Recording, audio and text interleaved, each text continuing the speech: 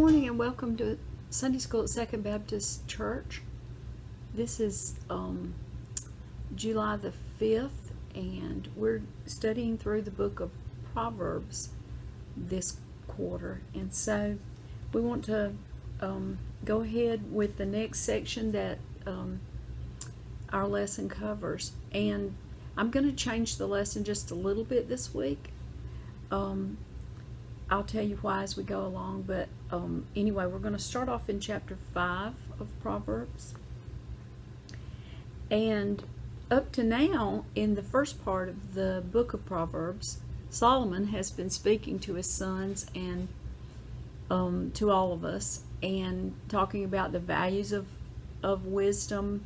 And then he began a little bit last lesson to cover some specifics. And so now, starting with chapter 5, he really gets into the specifics of different things that are good or bad, wisdom or folly. And so we want to start off with what he started off with. And his first topic that he really spent quite a few verses on is the topic of adultery, or an adulterous woman. And so that's the first part that we're going to cover today. So let's start reading. I'm going to read in chapter 5 of Proverbs. I'm going to read verses 3 to 11 to start off.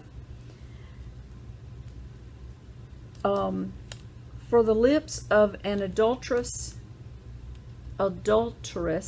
I should say it, not adulteress, but adulteress, drip honey, and smoother than oil is her speech. But in the end she is bitter as wormwood, sharp as a two-edged sword. Her feet go down to death, her steps take hold of Sheol. She does not ponder the path of life. Her ways are unstable, and she does not know it. Now then, my sons, listen to me, and do not depart from the words of my mouth. Keep your way far from her, and do not go near the door of her house, or you will give your vigor to others, and your years to the cruel one. And strangers will be filled with your strength, and your hard-earned goods will go to the house of an alien. So he goes on with many more verses than this, talking about having a relationship with in one version it says the forbidden woman, and another here in my Bible it calls her an adulteress.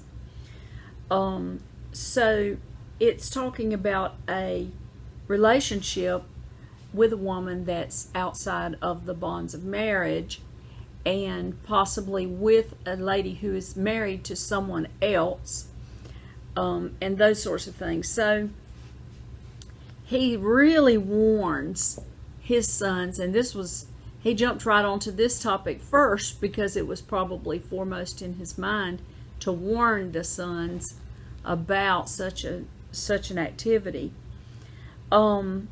He talks about how it starts off great, and then she becomes as bitter as wormwood, and those kind of things. But the second part is the part that I focused more on, because he lists some specific things that are going to happen to the sons if they don't pay attention. You'll give up your vigor or your strength, your years, and your hard-earned goods, and your health. And so let's talk about those for just a minute. If a person is in a relationship like this, they may give up their strength, their vigor. In other words, they are working for giving, let's say, money or support or whatever to this other person, taking away maybe from their own family. giving up years sometimes of their life that could have been spent in a better way by devoting themselves to this relationship, giving up your hard-earned money in the same way, supporting the relationship, and your health, which can be compromised by having a lifestyle that involves being exposed to diseases or whatever. So those are some of the consequences of a relationship like this. And he goes on further in chapter 6 in verse 26, and he refers to prostitutes, and he says, to them you are nothing but a loaf of bread. I thought that was an interesting way to phrase it. But basically, someone like that, they are looking for money for their food or to support whatever habit that they may have or whatever, and you really are nothing more than a loaf of bread to them in that sense, you know. So, you know, speaking to our members here at Second Baptist, you know, I can't say yay or nay because I have no information, but I know that the problems that touch the world also touch the church and the members of the church. And that does happen sometimes. And we've seen it sometimes, you know, in people that we know over the years that have had, maybe their home has fallen apart over just such a thing as a relationship like this. So I don't want to trivialize it or make it, or not spend enough time on it. But at the same time, then, I know that a lot of people in the church, this is an issue that you've already dealt with, and it's not something that you have on your plate to consider. And so I don't want to spend the whole lesson on it. But I will address something that's related to this. And I've found over the years that it's really hard for men and women to be friends, in the sense that, I mean, I'm friends with a lot of men and women, you know, in the church and other ways. We are friends with each other.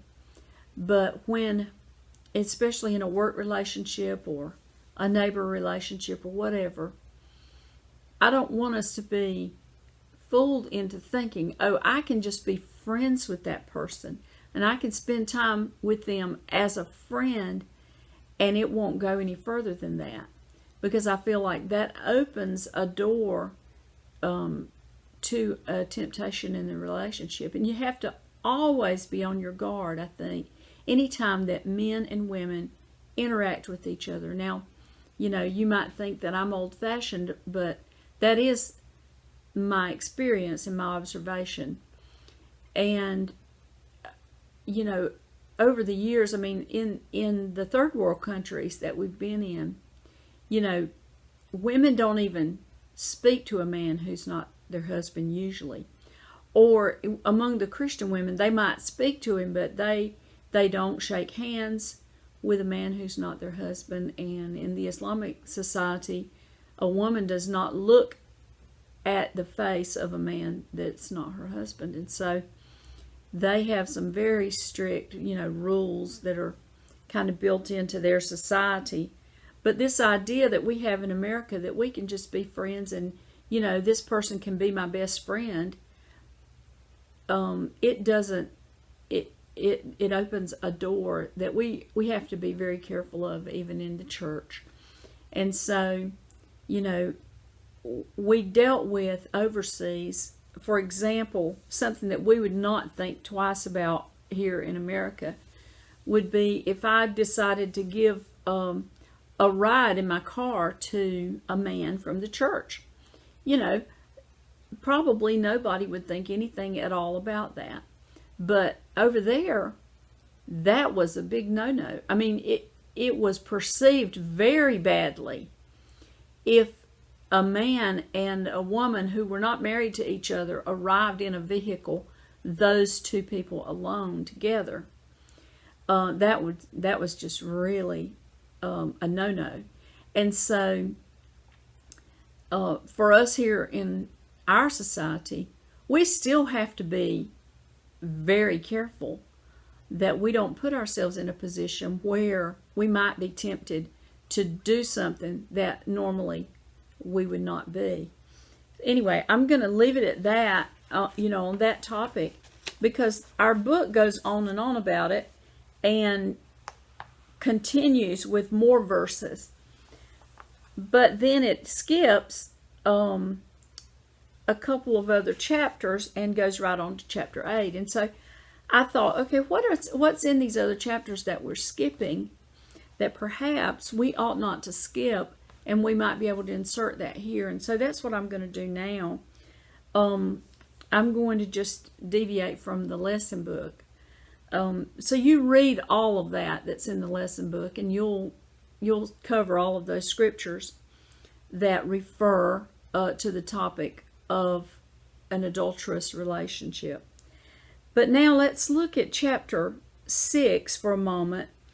And I just kind of picked a couple of things out of this chapter that I felt like really were important, and we shouldn't just skim over, or skip over in this case.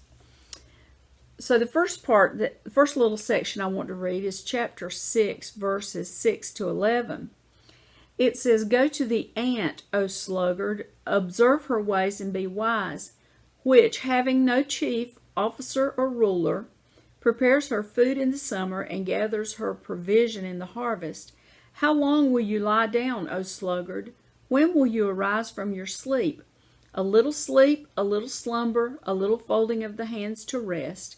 Your poverty will come in like a vagabond, and your need like an armed man."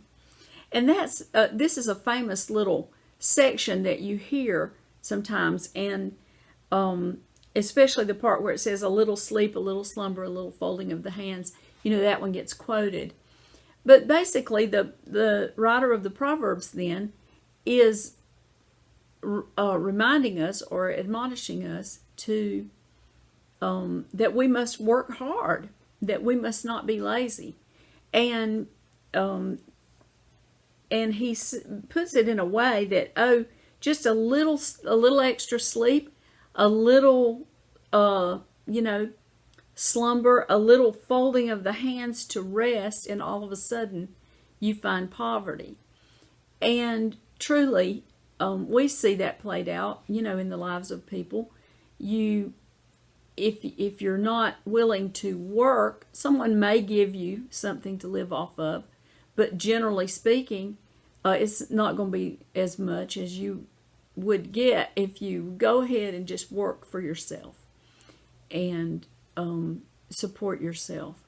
And so it's important, and I like the way it says that your need will come in like an armed man. So in other words, like somebody with a weapon, your need is going to come upon you. Basically, that suddenly you're going to be accosted by this need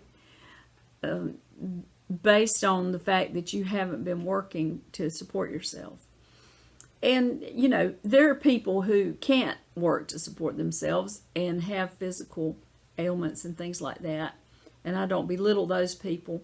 But I think everybody, as long as we have any kind of capability, we need to work each day as much as we can. To the extent that we can, do it. Because, we do hear of what they call the recliner disease, and I think I have it since the virus came upon us. But no. But literally, where a person who is elderly, and let's say they retire, and then they begin to go downhill pretty fast. And they call it the recliner disease, because once they have retired from the job that kept them going, suddenly now they do less and less and less each day, and their world becomes smaller and smaller and smaller until they are weak and they can't go on. So I think each of us should take it to heart and do as much as we can and push ourselves a little bit every day, because that's healthy for us to do so. When Clint went to Bolivia one time on a mission trip, there was a family that lived there with, they had a compound out in the middle of the jungle in Bolivia. And Clint stayed there for a week with them, and he preached every night. They had like a revival at their little church. And you know, this was an extended family that lived on this compound. The children were adults, and they had children of their own, and then the grandparents and everybody lived there. It was a family that had moved to Bolivia long ago to be missionaries, and unlike Southern Baptists, they all stayed and built their homes there and stayed forever. And so Clint was amazed that everybody had a job, and even the extremely elderly great-grandfather, I guess he was, that lived there, his job was to feed the chickens every morning. And that was at least one of his jobs. And he was extremely slow and, maybe fumbly fingered or whatever. But he went out every morning and had his little grain, and he fed the chickens. And I think about that sometimes. As long as we have breath in our body, we need to do something. God made us that way. And we need to work as much as we can and keep ourselves going. Okay, now the next thing that I picked out from these verses is going on down to chapter 6, verse 16 to 19. And I just felt like I couldn't skip this, even though this is a popular group of verses that preachers preach on sometimes. But still, I'll read those, verses 16 to 19 of chapter 6. There are 6 things which the Lord hates, yes, 7 which are an abomination to him: haughty eyes, a lying tongue, hands that shed innocent blood, a heart that devises wicked plans, feet that run rapidly to evil, a false witness who utters lies, and one who spreads strife among brothers. And so, when I read through all of these chapters just to kind of see what was there and remind myself. And when I came to this, I thought, if these are things that are an abomination to the Lord, then we ought to include those. And so, a lot of these, some of these are actual things that you might do, and some of these are attitudes, like the haughty eyes. That's not saying that you've actually done something, but that your attitude is such that you're haughty. A lying tongue, that involves a thing that you would do, and hands that shed innocent blood, that could be a murderer, or any other person that may be involved in an activity that sheds innocent blood. A heart that devises wicked plans. Again, this is your attitude. This might not be a thing that you actually do, but you're contemplating on wicked plans, sitting around thinking up things to do that are wicked. Feet that run rapidly to evil, that just pursue after doing wrong. A false witness who utters lies, that's someone that not only the lying tongue, they have the lying tongue that they've told a lie, but that they have told a lie in a way that it harms or affects another person. And so that adds to it, really, doesn't it? And then one who spreads strife among brothers. And that could be within the church, or within the family, or in another way. But a person, you can spread strife, or you can be a peacemaker and try to reduce the amount of strife.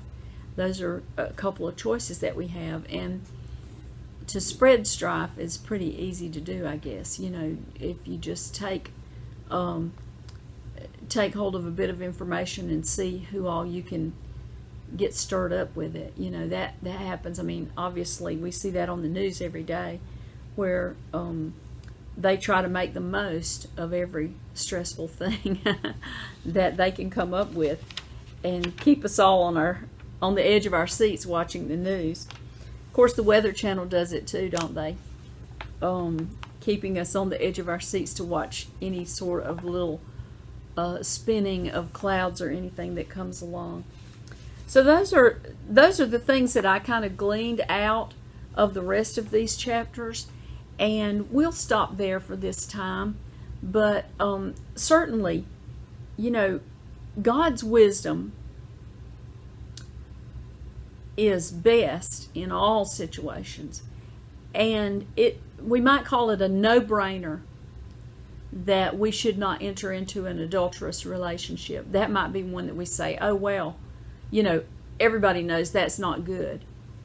But then some of these other things, such as just being non-productive, or having haughty eyes and a lying tongue, there's some things here that we can all watch out for. And the writer of the Proverbs is wise in reminding us to guide our lives by the wisdom of God every day. Thank you for joining me. I look forward to seeing you next time.